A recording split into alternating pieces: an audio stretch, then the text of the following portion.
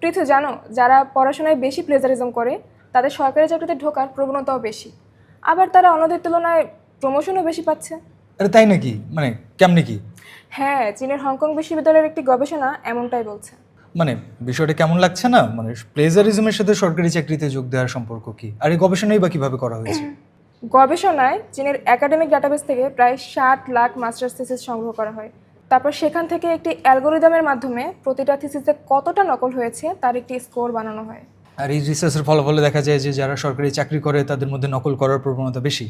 হ্যাঁ, সরকারি খাতে যাওয়া লোকদের গড়ের চেয়ে প্রায় 16% প্লেজারিজম স্কোর বেশি, আর কাস্টমস ও ট্যাক্স কর্মকর্তাদের ক্ষেত্রে এটি প্রায় 25 থেকে 26% বেশি। আবার তারা অন্যদের তুলনায় প্রায় 9% বেশি দ্রুত প্রমোশনও পায়। 2009 সালে প্লেজারিজম ধরার যে সফটওয়্যার আসে তারপর থেকে তো এই মাত্রা অনেক কমে গিয়েছে। হ্যাঁ, মাত্রাটা অনেকটাই কমে গিয়েছে, তবুও যারা প্লেজারিজম করে তারাই কিন্তু সরকারি চাকরিতে বেশি ঢুকছে। আচ্ছা, তোমারও তো সরকারি চাকরিতে ঢোকার ইচ্ছে ছিল, তাই না? না, মানে আমি এমনি বললাম আর কি।